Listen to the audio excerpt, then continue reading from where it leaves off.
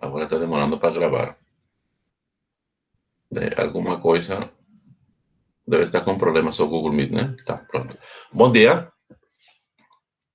Nesse vídeo agora nós vamos a conversar sobre funções vetoriais. Certo? Funções vetoriais, na verdade, podemos entender como a extensão de funções de variáveis reais uma extensão de funções de variáveis reais de uma variável real. Certo? Na verdade, a imagem das funções vetoriais agora vão ser vetores. Certo? Então, veja, as funções vetoriais, elas aparecem no estudo na física, por exemplo, quando queremos estudar o movimento de uma partícula, né? Já seja descrevendo sua posição, velocidade, aceleração, com respeito ao parâmetro tempo, né? T. E são muito utilizadas para descrever curvas, seja no plano ou no espaço. Certo? Assim, então, vamos a definir formalmente a definição de uma função vetorial Rn dimensional. Então, consideramos aqui definição, né? Consideramos aqui um intervalo da reta numérica.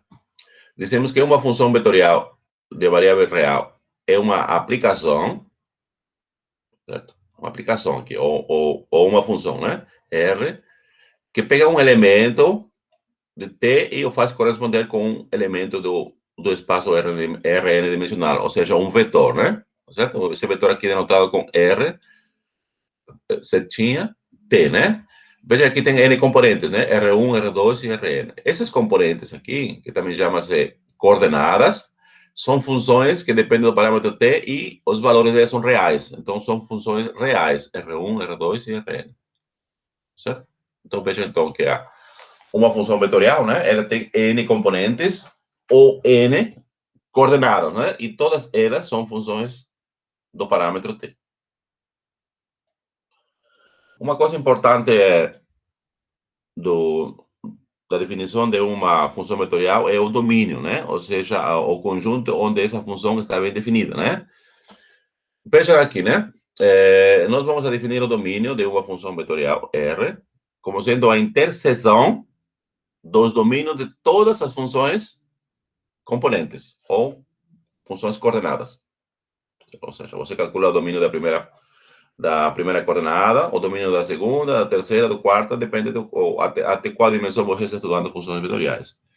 Uma vez calculado o domínio por separar cada um, aí você faz a interseção. Então, a interseção de todos os domínios seria o domínio da função vetorial, né? Como falei, nós introduzimos a definição de função vetorial para o caso n-dimensional, mas geralmente nós vamos a usar nessas duas videoaulas só os casos bi e tridimensionais. Nesse caso, no caso bidimensional, a função vetorial vai ter essa cara que está aqui. Você pode escrever assim, em forma de parênteses com vírgula, ou com uma combinação linear dos vetores I e J, né? Dos vetores ortonormais I e J, que estão no plano cartesiano, né? Ou, se estamos no espaço tridimensional, podemos escrever uma função vetorial como sendo que as componentes aqui, separados por vírgula, ou escrever com uma combinação linear dos vetores ortonormais tridimensionais, I, J e K. Certo? Vai depender de cada um de vocês. Agora vamos a considerar um exemplo, então, de domínio de uma função vetorial.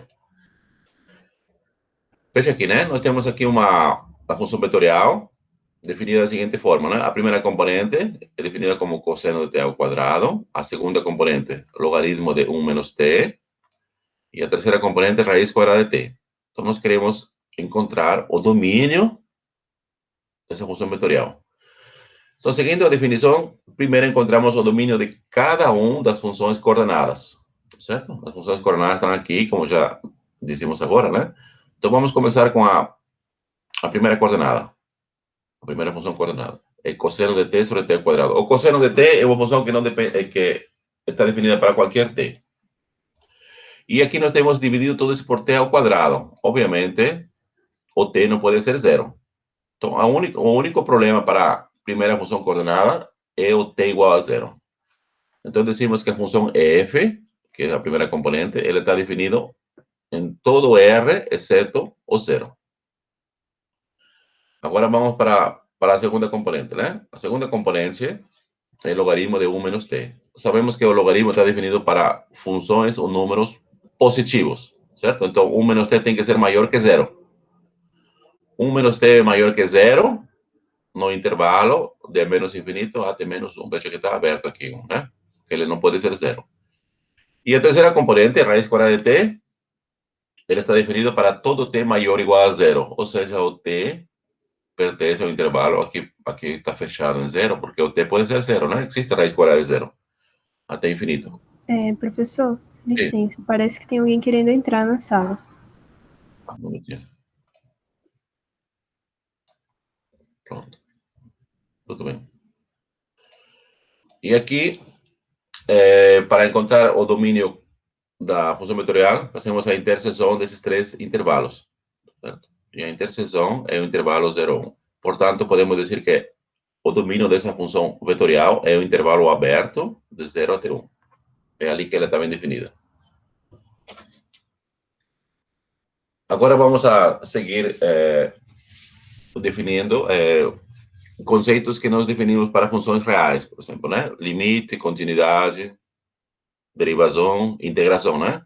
Essas definições são praticamente análogas, né? Então, conforme vamos a ver. Veja aqui. Vamos a definir o limite de uma função vetorial. Seja R uma função vetorial a valores do espaço Rn dimensional, definidas no intervalo I de R. E seja T pertence a R. Veja, esse T0, ele não precisa estar ou pertencer ao intervalo I. Ele pode pertencer ou não, certo? O T0 não precisa pertencer ao intervalo I. Decimos então que T0 pertence à reta numérica. Diz-se que A, vejam aqui, A, aqui é um vetor, né? Que tem N, A. Obviamente, isso aqui é um vetor numérico, tá vendo aqui? A1, A2, a N. Pertencer. É o limite da função vetorial R se para qualquer número positivo Y, arbitrário, né? Para qualquer. Existe um número positivo delta, que depende de Y, maior que 0, né? Tá o quê? Para todo T que pertence a I, você pega T, tá o quê? Esse T que pertence a I não é todos os T, são aqueles que pertencem à vizinhança furada de T0. Vamos poder ver aqui, vizinhança furada, por quê? Porque o T, ele não pode ser T0. Tá vendo aqui? Maior que 0. Se o T é T0, aqui não. Por isso decimos aqui a vizinhança furada de T0, né? Para todo T que pertence à vizinhança furada de T0, segue, que aqui temos, veja aqui, uma pequena distinção aqui. Aqui temos o módulo, porque T e T0 são números reais. E aqui temos norma. Por que norma, né? Porque R e A são vetores. Então, para diferenciar isso aqui temos o norma, né? Norma. Aqui norma. Norma também aqui nós aprendemos em geometria analítica, que seria o comprimento do vetor, né? Então, ou o comprimento do vetor, ou dr com relação a A, é menor que epsilon. Como podem observar, é a mesma definição para o caso de funções reais. Praticamente é a mesma. E a notação, obviamente, que se usa para denotar esse limite, né? É dado pela forma, tal como foi no caso da função real, né? Limite da função vetorial R, quando t tende a t0, é igual ao vetor numérico A. Então, agora vamos enunciar um teorema muito importante. É muito parecido para o caso de funções reais. Mas vejam aqui. Seja R uma função vetorial, n-dimensional. Vou escrever para facilitar aqui, simplesmente. Como é n-dimensional, aqui temos os componentes R1, R2 e Rn. Obviamente, R1, R2 e Rn dependem de T, tá certo? E eu tenho até aqui T0 pertence a R. E há aqui um vetor numérico, n-dimensional, numérico. Então, veja aqui. O limite da função vetorial R é igual ao vetor numérico A, quando t tende a pertencer. Aqui, essas setinhas em duas direções significa se, é somente se, né? O limite de qualquer componente da função vetorial R, quando t tende a t0 é igual a respectiva componente do vetor numérico A. Certo? Se você pegar aqui igual a 1, então o limite de R1 é igual a 1, quando t tende a 0. Se eu pegar R2, o limite vai ser igual a 2, certo? O que significa esse C somente si? Ou seja, essa em matemática é uma condição necessária e suficiente. O que significa isso, né? O equivalência. Se você assume que vale essa parte esquerda, você vai verificar a parte direita. Tá certo? Isso se chama condição necessária. Agora volta. Se você assume que vale a parte direita, você vai mostrar o lado esquerdo. Tá certo? Porque se chama se e somente se. Então vamos a provar isso aqui, né? Deixamos aqui, né? Primeiro vamos a supor, veja aqui. Primeiro vamos a mostrar aqui em matemática se chama a ida, né? O que você vai para aqui, ou a condição necessária. Ou seja, você vai supor que vale isso que está aqui. Vamos supor que vale o limite da função vetorial R igual a A, né? Tá certo? Então, o que vamos a mostrar vai ser isso aqui. Tudo certo? Então, vamos assumir que vale isso aqui. O que estamos fazendo aqui, né? Vamos supor que vale esse limite. Por definição, né? Se vale esse limite, o que significa? Para qualquer epsilon maior que zero, né? Existe um delta, que depende de maior que zero, né? Tal que para todo t, a definição que está ali. Certo? Então, a partir de aqui, nós que vamos a provar o quê? Veja, vamos a voltar um pouquinho. Vamos a provar o quê? Em termos de epsilon e delta, esse limite aqui, o que significa isso? Que a distância de RI com relação a AI, ele é menor que epsilon. Isso queremos provar. Vamos a fazer isso aqui. Veja. É fácil ver aqui, tem a distância, né? De RI com relação a AI, depois tem um módulo, né? Ele é menor ou igual que essa suma que está aqui. Obviamente, essa desigualdade é muito óbvia, né? Porque veja que esse RI menos EI, ele faz parte dessa soma toda. Quando que vai ser igual? Vamos supor que seja R1 menos A1. Vamos supor só para vocês observar, né? Vamos supor que aqui temos R1 menos A1. R1 menos A1 vai ser menor ou igual o quê? Esse aqui tem raiz quadrada, né? Raiz quadrada sumatória do quê? De R1 menos A1 ao quadrado, mais R2 menos A2 ao quadrado, mais R3 menos A3 ao quadrado. Quando que é igual? Quando todos os termos a partir de K igual a 2 são iguais. Por exemplo, RK igual a 2, ou, aliás, R2 igual a 2, R3 igual a 3, R4 igual a 4, né? Porque se vai anular. Só que vai ficar o quê? A raiz quadrada sumatória de R1 menos A1 ao quadrado, né? Aí por isso se extrai raiz quadrada vai ficar módulo, são iguais. E para outros termos diferentes, ele é menor. No entanto, essa suma que acabamos de escrever, a raiz quadrada dessa suma que está aqui, por definição, é o quê? É a norma da diferença de R menos A. E por suposição, esse que está aqui, está vendo aqui? Ele é menor que epsilon. Então, assim provamos, então, que o limite de cada componente existe, né? Ou seja, até aqui. O limite da componente RI é igual a I quando t tende a ter zero. Então, assim nós provamos a condição necessária. Aqui. Assumimos que vale isso, nós verificamos isso que está aqui. Agora vamos à volta, né? Ou a condição suficiente. Vamos assumir que vale isso, que vale essa parte direita que está aqui, e vamos a mostrar isso. De fato, né? Vamos aqui, como eu falei aqui. Agora vamos supor que existe esse limite de cada uma das componentes, né? RI igual a I. Então, o que significa aqui? Para a definição, então, de novo, dessa aqui, o que significa isso? Que existe um epsilon, tal que para existe um delta I, que depende de epsilon, não? Veja aqui estou colocando delta I. Por que delta I? Porque aqui eu tenho N limites, está vendo aqui? Aqui eu tenho N limites. Então, para cada um dos limites, vamos a dar um epsilon qualquer, e para cada um deles vai existir um delta. Tá, ok? Quando t pertence aí com a vizinhança furada de zero, tá, que essa distância aqui vai ser menos delta I, vai seguir o quê? Essa expressão que está aqui é a mesma que está aqui. É a mesma. Veja que geralmente a gente escreve epsilon, normalmente epsilon, né? Aqui estamos a escrever epsilon sobre raiz quadrada de n. Na verdade, não mudou nada. Por quê? Porque o epsilon é arbitrário. Certo? Se você, por exemplo, escolher o epsilon, o dado, né? Você fala, quero para epsilon ser igual a 0,1. Outro pode dizer, não, mas eu quero escrever 0,001 dividido por 8. Também vale. Ou 0,001 dividido por 10. Também vale, né? O que eu fiz aqui. Aqui está vendo, é epsilon sobre raiz quadrada de n. Tudo certo?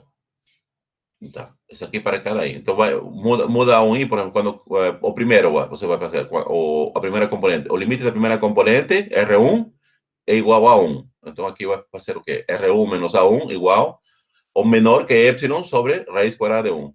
1, epsilon. Quando pega o 2, R2 menos A2 vai ser menor que epsilon sobre raiz quadrada de 2. E assim por diante, né? Vai fazendo aqui. Agora vamos escolher o quê? Veja que para cada um dos i, nós temos um delta específico, não é? Tá certo? Os deltas aí têm diferente tamanho, os delta i. Então, o que você vai fazer? Você vai pegar o mínimo deles e vai denotar com delta, simplesmente. Porque você tem aqui o delta 1, delta 2, delta 3, delta 4, delta 5, delta n. Tá certo? Todos eles são números positivos pequenos. Então, de todos, você vai pegar o menor possível, né? O menor seria, vamos aqui com delta. Então, assim sigue o quê, né? Para todo t que pertence aí, com essa desigualdade, ou seja, a vizinhança fora de t0, né? Sigue o quê? Que a norma de R menos A, que na verdade é que nós queremos provar isso, que deve ser menor que epsilon, né? Por definição aqui, veja. A definição é essa que está aqui. E aqui, RI menos AI, veja que estamos escolhendo aqui. RI menos AI, que está aqui, é menor que epsilon sobre a raiz quadrada de n. Quando você substitui aqui, e leva ao quadrado. Certo? Vai levar ao quadrado. Só que quando você tem aqui, tem n sumados. Quando você vai somar n vezes, o que vai ficar? Vai ficar n vezes epsilon ao quadrado sobre n. Por isso cancela n e vai ficar só epsilon ao quadrado. Esta é raiz quadrada, vai ficar epsilon. Assim provamos isso aqui. E isso aqui, essa desigualdade, implica que o limite da função vetorial R é igual ao vetor numérico A quando t tende para t0. Tá certo? Por que a gente enunciou e provou esse limite, né? Porque é importante limite para o cálculo de limite de funções vetoriais, certo? Então, vamos a lembrar aqui. Veja que quando vamos a calcular o limite de uma função vetorial, basta calcular o limite de todas suas coordenadas, as funções coordenadas ou componentes. Aí vai ficar fácil, né? Então, vamos a ver aqui. Então, segue o teorema acima, né? Que o limite de uma função vetorial é igual ao limite de cada uma dessas funções componentes, né? Ou seja, por exemplo, nós temos aqui uma função vetorial tridimensional. Se nós queremos calcular o limite dessa função vetorial que está aqui, essa aqui vai ser igual ao limite de cada um dos componentes. Aqui, aqui e aqui. Obviamente, o limite da função vetorial vai existir se existem os limites de cada uma das funções componentes ou coordenadas. Se por algum motivo um limite de uma função não existir, então decimos que não existe o limite da função vetorial quando t tende para t0.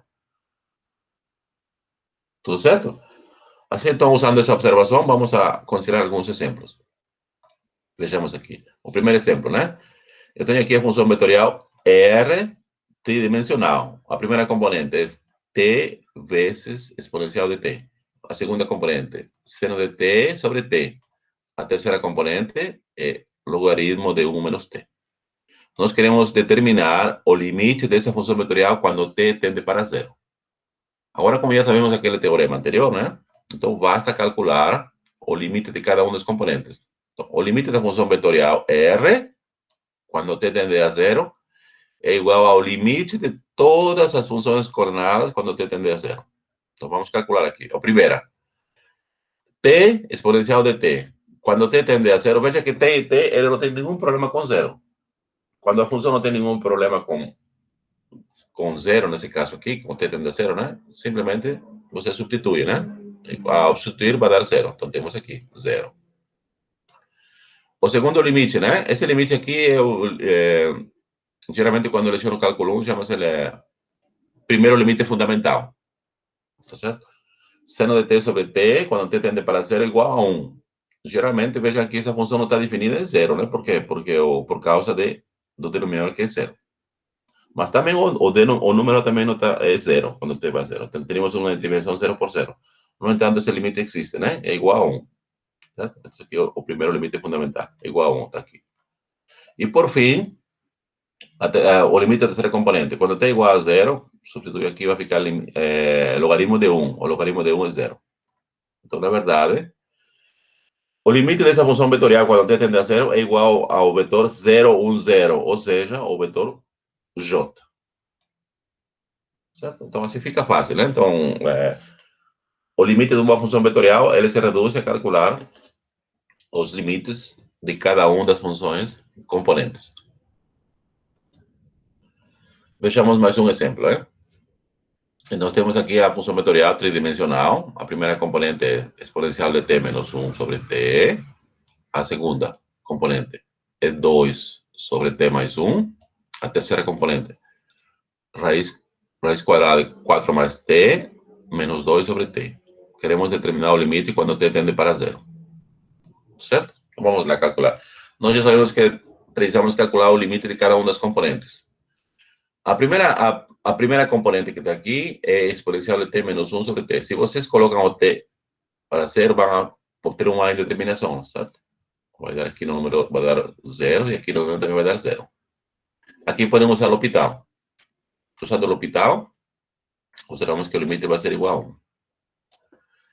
No segundo limite é muito mais fácil já, né? Vejam que a função não tem nenhum problema com um 0. O único problema dessa função aqui era igual a menos 1, mas o limite é t para 0. Então, substituindo t por 0, vamos a ter igual a 2, tá? Conforme está aqui. E o terceiro limite, veja que quando t é igual a 0, o que acontece no numerador? O numerador vai ser 2 menos 2 vai ser 0, e aqui vai ser 0. Também temos uma indeterminação. Aqui você pode resolver usando o L'Hopital, tranquilamente, ou pode usar, multiplicar e dividir pela conjugada do qual? De raiz quadrada de 4 mais t menos 2. A conjugada seria qual? Seria raiz quadrada de 4 mais t mais 2. Multiplica aqui no numerador e também no denominador. Aí no número vai ter diferença de quadrados. A diferença de quadrados, quando vai resolver, vai dar t. Esse t cancela com esse t e vai ficar embaixo 4, raiz quadrada de 4 mais t mais 2. Ou seja, vai dar 4. 1/4. Por isso fica 1/4. Tá certo? Então, o limite desse caso, dessa função vetorial aqui, quando t tende para 0, é esse vetor aqui. Ou esse. Qualquer um deles. Bom, as mesmas operações que a gente observou para funções reais também valem para funções vetoriais. Certo? Veja que nós temos aqui duas funções vetoriais, R e S. Tá certo? Duas funções vetoriais. Tais que existem os limites da função vetorial R e da função vetorial S, quando t tende para t 0, né? T tende para t 0.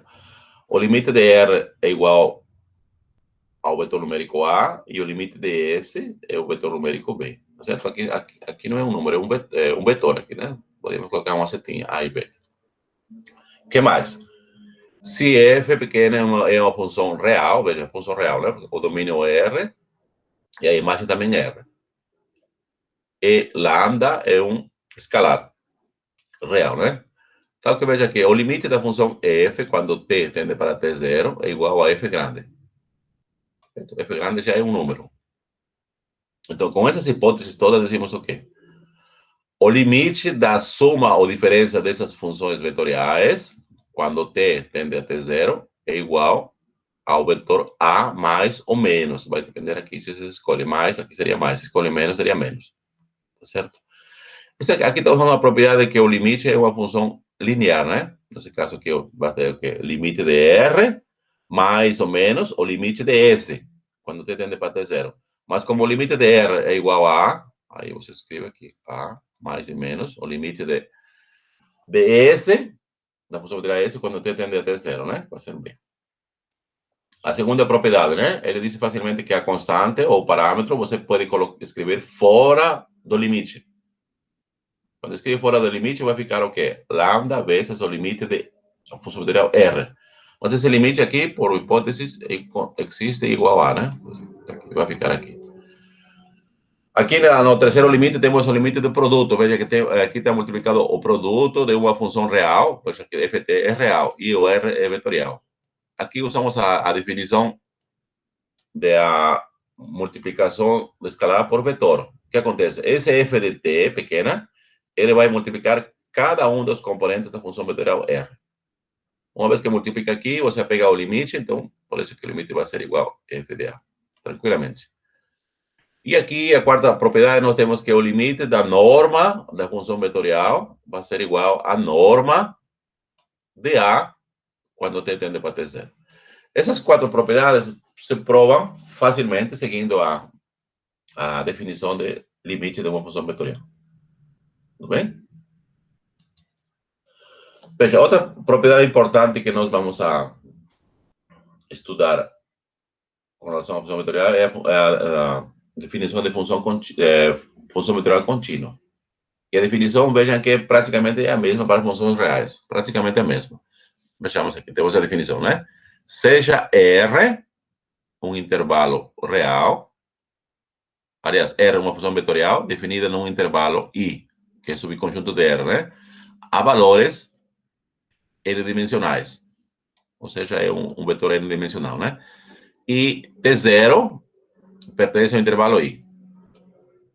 Dizemos que a função R é contínua em T0 se, dado um número arbitrário positivo epsilon, existe um número positivo delta que depende de epsilon, certo?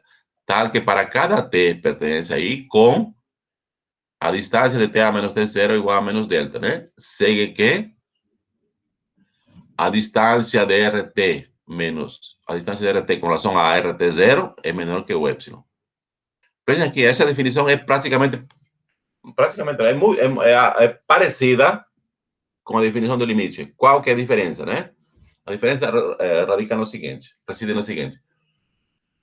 Quando nós estudamos o limite de uma função vetorial, vejam que o T0 ele podia pertencer ou não ao domínio. Então, era irrelevante o valor da função vetorial no T0. O que nos interessava era o comportamento da função vetorial na vizinhança de T0, né? Ou seja, de todos os pontos próximos de T0, exceto o próprio ponto. Agora, quando a gente estuda continuidade de uma função vetorial, agora o T0 ele faz parte do domínio da função vetorial. Ou seja, T0 faz parte do domínio. Ou seja, o que significa isso? Que a função vetorial está bem definida nesse ponto T0. A diferença de limites, né? Que ela às vezes não estava nem definida nesse T0. Mas agora sim, ela está definida em T0. Por isso que aqui, veja, aqui não aparece o que seria a vizinhança furada. Veja que quando estamos no limite aqui era o módulo de t menos t0 era maior que zero, né? Porque o t não podia ser t0. Mas aqui sim, aqui o t pode ser t0. Ou seja, se t é igual a t0, aqui diríamos zero, né? Então, esse aqui pode ser zero. Tá certo? Está permitido isso. E aqui temos menor que esse delta. E vai seguir, então, praticamente é a mesma. A única diferença tem que ver que o T0 agora faz parte do domínio. E a notação que se usa, né? Ou essa definição aqui em termos de epsilon e delta, nós podemos reduzir só para esse limite aqui. Então, decimos, a função vetorial RT é contínua em T0 se existe esse limite que está aqui. O limite da função vetorial RT é igual a RT0 quando t tende a zero. Veja aqui, aqui da definição, três coisas importantes que vamos a levar em consideração, tal como foi para o caso real. Primeira coisa, a função R, a função vetorial R, ela está bem definida em T0. O que significa? Não? Existe o valor da função vetorial em T0. E ele é igual a um vetor numérico. Tá certo? Primeiro, então, existe R de T0. Perfeito. Segunda coisa, existe o limite da função vetorial RT quando t tende igual a zero. Existe. Então, quando você calcula esse limite, ele vai existir, vai ser igual a um vetor numérico. tá certo? E o terceiro caso, esse limite dessa função vetorial tem que ser igual ao valor da função vetorial nesse ponto T0. Tá certo? Então, esse limite que está aqui, ele envolve 3 itens a ser verificados. Quais são, né? Primeiro, você verifica que a função está bem definida em T0. Perfeito. Primeiro. Segundo, né? Calcula o limite da função vetorial. E esse limite vai ser igual a um vetor numérico. E terceiro caso, verifica que esse vetor numérico que você encontrou no limite tem que ser igual a R de T0. Satisfeitas esses três itens, né? Então, decimos então que a função é contínua em T0. Se um desses 3 itens não é satisfeito, então decimos que a função vetorial é descontínua em T0. Quando, por exemplo? Quando a função não está definida em T0. Aí você fala que não é contínuo. Segundo caso, não existe o limite de RT quando t tende a zero. É outro caso. Ou existe esse limite que está zero, que está aqui. No entanto, esse limite é diferente de R de T0. Qualquer um dos casos, você fala que é descontínuo, né? Então, veja que um teorema análogo ao teorema sobre limites de funções vetoriais pode ser enunciado aqui. A gente vai enunciar parecido aqui, né? Ao teorema que acabamos de provar. Seja R uma função vetorial n-dimensional, aqui, e T0 pertence ao domínio da função vetorial. Então, a função R é contínua em T0 se cada um de suas componentes, Ri, né, de 1 até n, for contínuo em T0. Ou seja, o que significa isso, né? Para analisar a continuidade da função vetorial em um determinado ponto, você vai calcular os limites de cada uma das funções componentes quando t tende a T0. Certo? Isso é o que você vai fazer. Aqui temos vamos considerar alguns exemplos. Veja aqui, né? A função vetorial dada da seguinte forma, né? Veja. A função vetorial dada da seguinte forma. Exponencial de 4t, a primeira componente. A segunda, seno ao cubo de t sobre t ao cubo, a segunda componente. A terceira é logaritmo neperiano de 1 mais t. A função vetorial é dada dessa forma aqui, quando t é diferente de zero. E quando t é igual a zero, a função vetorial é igual a 1, 0, 0.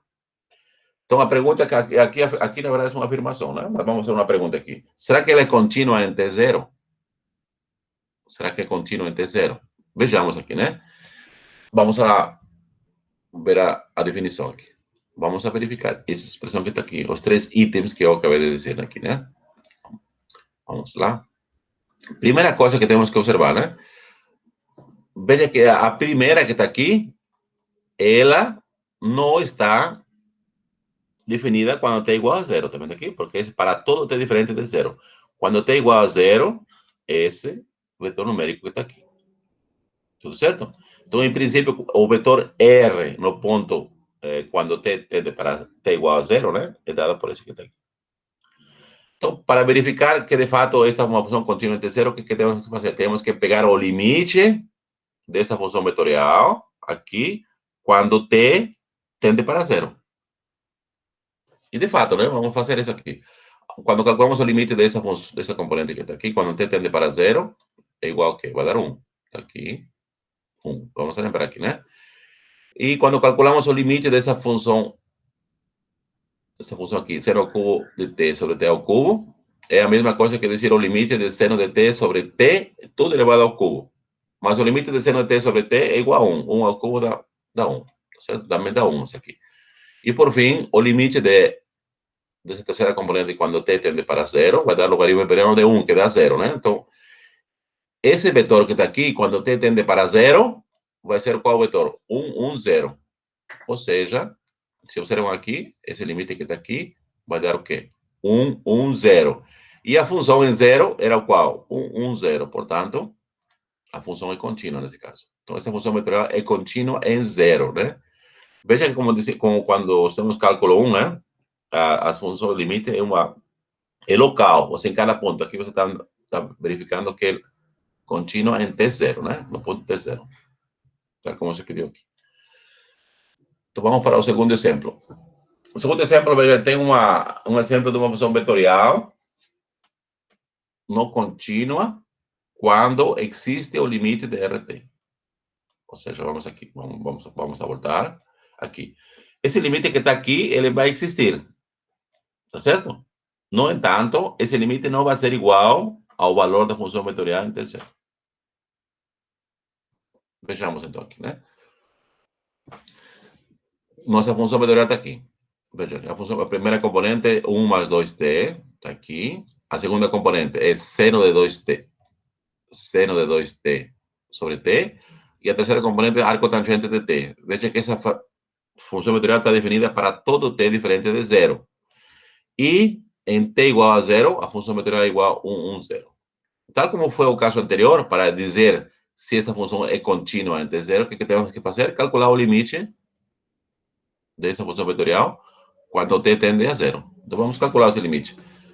Quando nós calculamos o limite da primeira componente, dessa componente que está aqui, quando t tende a 0, vai dar igual a 1, tá certo? Vamos acordar, então. O limite da primeira componente, quando t é igual a 0, dá 1.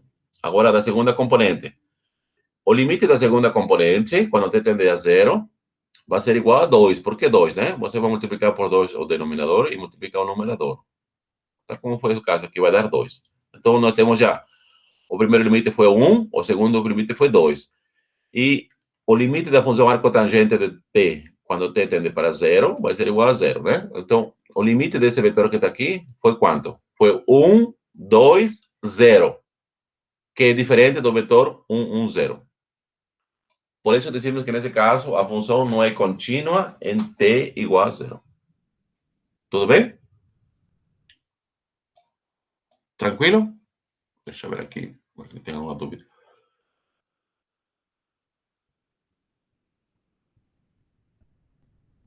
Tudo certo, né? Vamos a voltar. Agora, veja que vamos a ver um exemplo de uma função vetorial que não é contínua quando a função não está definida. Aqui, por exemplo, não existe o valor de R em 0, né? Então, a função vetorial não está definida em 0. Veja que a função vetorial considerada agora é o seguinte. Raiz quadrada de t mais 4 menos 2 é a primeira componente. A segunda componente é t logaritmo de t. E a terceira é t ao quadrado. Isso aqui para todo t diferente de 0. Ela não é contínua em t0, mas por que não é contínua em t0? Veja que nós temos aqui 3 itens para verificar se é contínua em um determinado ponto. A função está bem definida nesse ponto. Existe o limite da função nesse ponto. E o valor desse limite é igual ao valor da função nesse ponto, né? Em t0, especificamente. Então, vamos verificar aqui. Primeiro, observamos de cara que essa função não está bem definida em 0. A primeira, a gente pode, não está definida por causa do denominador, mas o limite desse aqui existe em t0. Ele existe o limite. E aí, de alguma forma, você pode redefinir em t0. Com relação à segunda componente, você não tem como definir em t0. Por causa do quê? Porque o logaritmo não está definido, o logaritmo de 0 não existe. Então, você não tem nem como definir essa função em 0. Certo? Apesar que quando você vai calcular o limite dessa expressão que está aqui, ela existe. E é igual a 0. Aqui você calcula usando o L'Hopital, né? Vai ser igual a 0. Mas, no entanto, você não tem nem como definir essa função em 0. Por causa do logaritmo. Então, essa função aqui, ela não está definida em t igual a 0. Então, se ela não está definida em t igual a 0, então ela não é contínua nesse ponto. Tudo certo? Vamos a terminar, então, aqui para terminar nossa videoaula de hoje, considerando a interpretação geométrica das funções vetoriais contínuas. Vejamos aqui, né? Nós temos aqui uma função vetorial tridimensional. RT, ou podemos escrever da seguinte forma, né? Com forma de combinação linear dos vetores ortonormais. Vamos a supor que ela é uma função contínua em I, tá certo? No intervalo I. Ela é contínua. Vamos a definir a curva, que vamos a chamar gama, em R3, como sendo o quê? Veja aqui. Gama, então, vai ser igual ao quê? O conjunto de todos os pontos tridimensionais, né? Veja aqui. A primeira componente é F, a segunda é G, etc. Tá certo? Então, o X é igual a F de T, o Y igual a G de T e o C, H de T. Tá certo? As equações, vamos chamar equações de X, Y e Z, são denominadas as equações paramétricas da função gama. E T, obviamente, é o parâmetro. Então, podemos interpretar a curva gama como sendo traçada pelo ponto final do vetor posição do ponto M. O vetor oposição é aquele vetor onde o ponto inicial do vetor coincide com a origem de coordenadas. Tá certo? E M é o ponto final. Então, o que significa isso? Só tem o vetor OM, né? O M é o ponto com coordenadas F, G e H. Então, à medida que você vai mudando o T no intervalo I, então o ponto M ele vai ocupando diferentes posições no espaço. Então, essas diferentes posições que ocupa seria o traço da curva. A interpretação geométrica, né? E aí, e enviado que a imagem, né? De vetor é o função vetorial RT. Dessa forma, mais ou menos aqui. Vocês imaginem aqui, né? Você daqui tem o ponto M, aqui traz uma vetor posição, que está aqui o M. E, obviamente, à medida que vai mudando o T no intervalo I, né? Dessa definição, então, obviamente, o vetor M também vai mudando. Certo? Ocupa diferentes posições aqui. Aqui são um exemplo, né? Aqui um exemplo de uma... outra coisa importante quando se estuda curvas se chama curvas orientadas, né? Positivamente orientadas negativamente. O que significa? Ele tem a ver, por exemplo, se o intervalo I, por exemplo, é um intervalo A a B. Então, se o T ele varia de A até B, com B maior que zero, por exemplo, B maior que A. Então, significa que a orientação é positiva, né? Porque você está mudando o T de menores valores para maiores. E a orientação é negativa no sentido contrário. Tudo certo? E aqui, antes de terminar, vamos a definir, vamos a fazer a distinção entre curva e traço.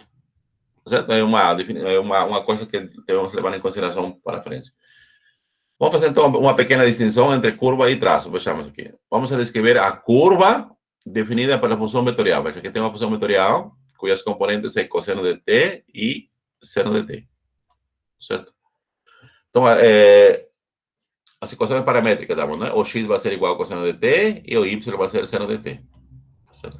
É fácil verificar quando você levar ao quadrado x e y e suma, vai ser igual a 1. Então, essa aqui vai corresponder à equação de uma circunferência de raio 1 e centro na origem de coordenadas. Tá certo? Conforme o gráfico aqui. Tá certo? Aqui. Obviamente, para ter aqui uma circunferência completa, né? Aqui o t, nós podemos indicar que o t ele vai mudar de 0 até 2π. Perfeito? E aqui nós temos a seguinte curva também, né? Definida pela função vetorial aqui. RT, primeira componente, cosseno de 2k πt, e a segunda componente, seno de 2k πt, né? E o t varia de 0 a 2π. Novamente, né? Essa aqui seria, parametricamente, como seria? O x seria igual a cosseno de 2k πt, e o y seria de 2k πt. Isso aqui, né? Novamente, elevado ao quadrado. Veja que a primeira identidade trigonométrica diz, né? O quadrado do seno mais o quadrado do cosseno, né? Que tem o mesmo ângulo, ele vai ser igual a 1, independentemente de qualquer ângulo, né? Veja que eles têm o mesmo ângulo, cosseno.